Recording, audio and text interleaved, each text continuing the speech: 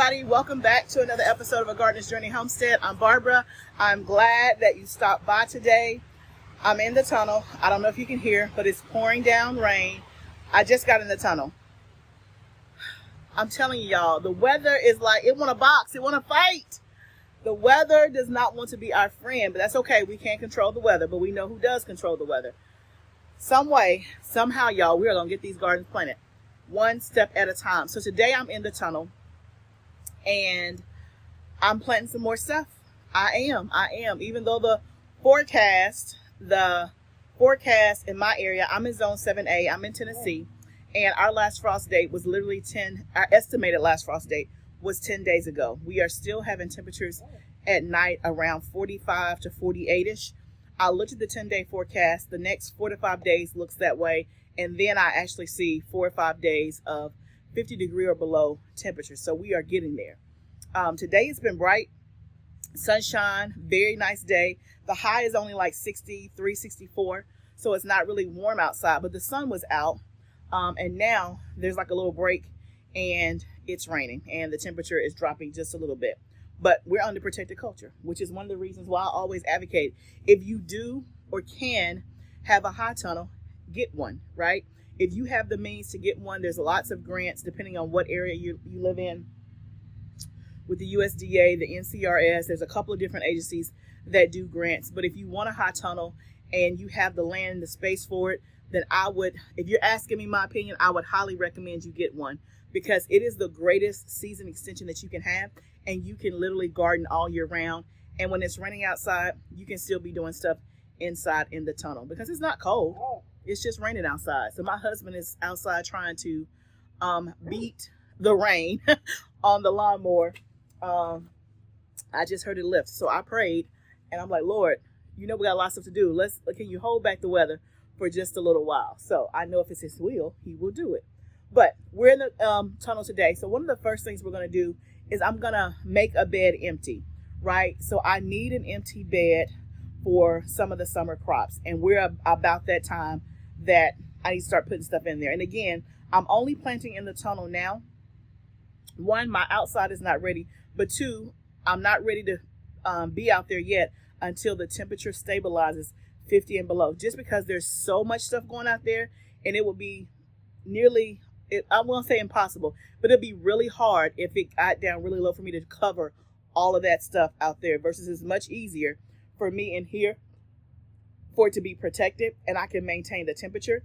And if for some reason it got really, really cold, then I can throw some frost cover, on the things in here. So we need to make a bed available. So let me take you over here to the bed that we're going to make available. And then the stuff that's doing well in that bed, we're going to take it and relocate it somewhere else. Now, I know that I may run the risk of losing some of this from transplant shock, but I'll be honest with you. I have had very few things that I have moved from one location to another not do well, right? Let's just say if I have relocated, and I don't do it a ton, but I do it when it's necessary. Let's just say if I've relocated, let's just say 20 plants. And I don't even know how many I've done. Let's just say 20. Maybe 2 of them didn't survive. So the odds are, hey, I'm going to take my chances. But let's go over here, make this bed empty, and I got something else to show y'all. Let's do this. Y'all know I get excited. Let me do this first, and then we'll go. Okay, y'all. So this is bed number 1 on the left-hand side in the tunnel. And so I'm going to, relocate this lettuce and put it in the other lettuce bed. And the spinach, I may try to relocate as well, or I may keep the spinach. But I just need to make some more space. So let's get started with the lettuce, and we'll go from there.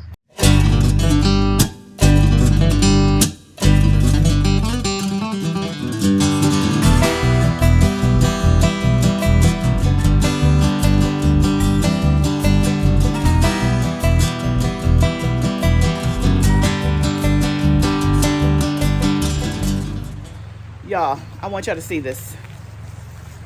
Do y'all see that worm? That worm right there? That's good soil. That is good soil. Okay, now let me hurry up and put this where it's supposed to be. I'll be right back. I think that literally took maybe 10 minutes. This is what I always tell y'all. Do what you can when you can. Because literally, I just flipped, if you want to call it that. I just took basically almost everything out of one bed and put it in another. I'm going to turn the camera around and show you. And that only took 10 minutes. If it took 10 minutes. I time-lapsed it. But I made 2 trips. And I was done. So don't cry over what we call spilled milk. Don't say, oh man, I only have 30 minutes. Well, what are you doing in those 30 minutes? Are you getting something done that you want to get done? There's a lot you can do in the garden in 30 minutes. There's a lot. You can plant some stuff. I just flipped over this whole bed. So let me turn you around and show you what I did. Okay, y'all see this? The only thing left in this bed is some dill in the right hand upper corner, and then there's some cilantro. And then I have the eucalyptus in the back. That's it. I may move the cilantro to where it's all in the same row and a little bit closer together, or I may just leave it as is. I'm gonna look up to see what I'm gonna plant with this and see if it's compatible with cilantro. If not, then cilantro's gonna have to find another home. I may put it in a pot or something like that. Let me see. Okay, so let me show you the bed that I switched it to. So now look, this bed is filled. I added all of that stuff on the last row on the right. You can see just all the way down, that is the same lettuce that was in this other bed. In this row, there was Swiss chard. I planted it one day, they were seedlings. A couple of days later, all the seedlings were gone. I don't know if something got in here to eat it. I'm not sure, but that was the only thing touched. It's literally like it disappeared into thin air. It's okay, I'm moving on. I didn't give it too many thoughts. But look, that bed is completely filled with lettuce. So now, and it fit perfectly. So now I have a full bed of lettuce, which is great, but I was able to empty another bed. Then I put the spinach that was in that bed, I just put it there in the center. If I gotta pull up, a lettuce or 2 behind it to make space for it, I will, because y'all, I have a lot of lettuce right now. There's a whole nother bed of lettuce right there, and there's a bed of lettuce there, and then there is a bed of lettuce there. Okay, so I got some plants kind of staged to put in. So these are some peppers. The first one is like a serrano pepper that I'm gonna do. This is one of the ones I got from the nursery. I've never grown it before. So we're gonna see how it does. The stem is like weak and about to break. I wonder, should I just break it, or I think, oh, well, decision made. It broke on its own. Oh well, so much for that. Then I have a jalapeno.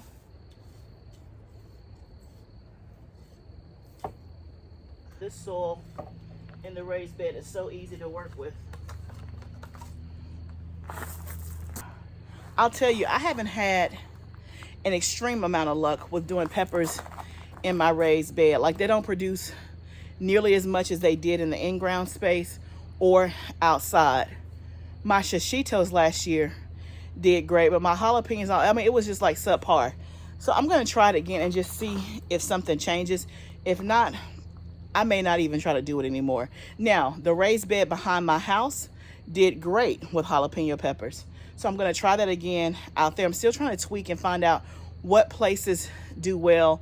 And again, I don't know why it wouldn't do well in the tunnel. It gets hot in here and peppers like heat, but we're gonna try it again and see what happens. But I never have gotten like an abundance of peppers doing them in the raised bed as much as I do when I've done them outside or in the ground, except behind my house. I don't know why that is.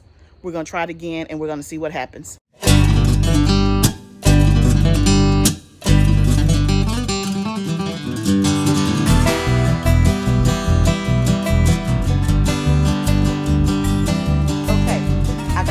Planted right now as much as I want to. I got the left side planted, so I have 3 ají mango peppers, one sweet bonnet pepper, a jalapeno, and a serrano, and then you have the eucalyptus. And then on the back base, back there, I planted 4 nasturtiums. And the cilantro is what's in the middle. So I still have space to put something down on the other side, but I haven't quite figured that out yet. It's really going to be, probably an overage of something that I have. That's the one space in my crop plan that I have left blank right now, but we'll fill it in. But now we're about to go to the in-ground space. Y'all look at that at the right-hand side. Y'all see I planted my first row in the paper in the tunnel. All of those are peppers, a mix between yellow peppers and red peppers. It is the Bracanto and the Springer. Those are hybrids from Johnny Seeds that are specifically for greenhouse production. So now we're going to go over here to the left-hand side, and we're going to start planting the left row. The first thing we're going to plant are our cucumbers. Those are Katrina cucumbers, which again is specifically for the greenhouse. I'll come back here and tell you all about it, but let me get to planting.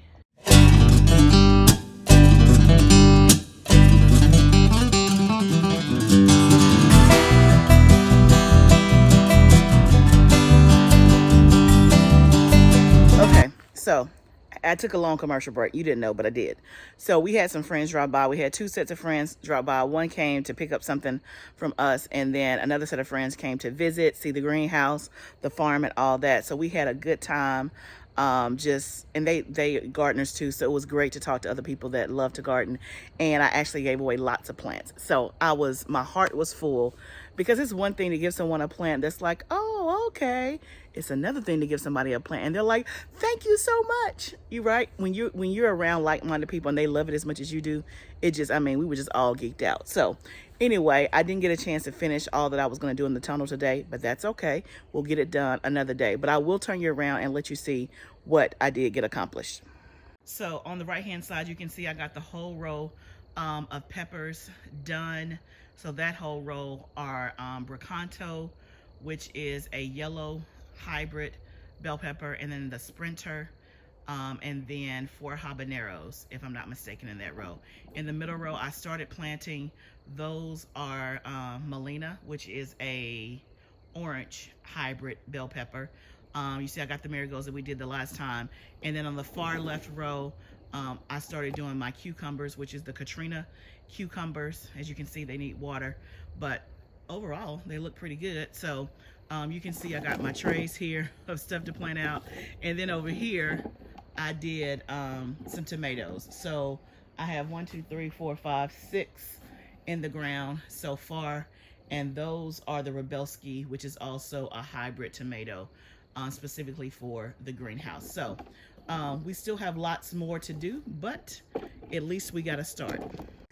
So we got to start, which is good. Feels good to get some stuff in the ground. So I'm just going to keep doing this and getting stuff planted.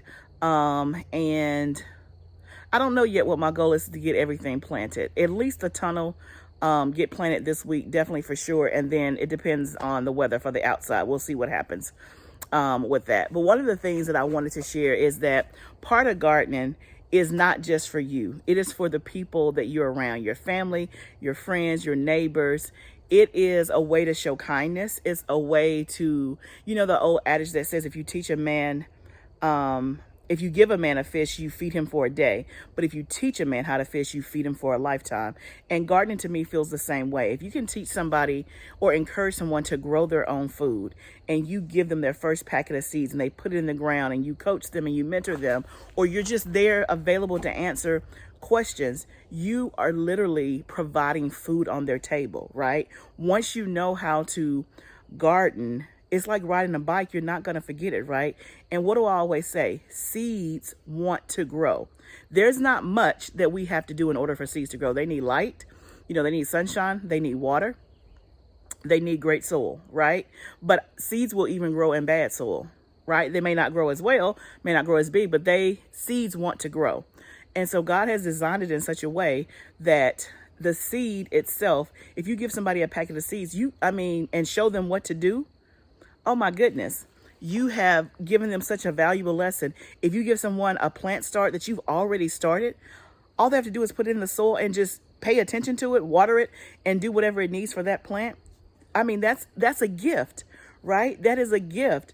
And so as you're gardening, and again, as we start to get upon the summer season, hopefully we're not discouraged yet because we're just getting going. But I know, based on previous experience of last year, it's going to get hot.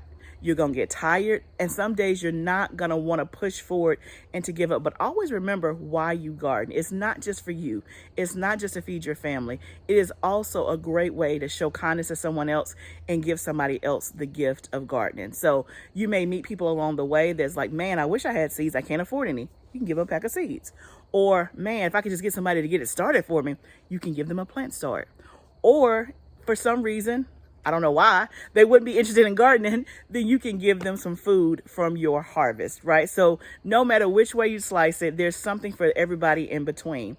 So thank you guys so much for joining me today as we've kind of flipped one bed and started getting another bed ready.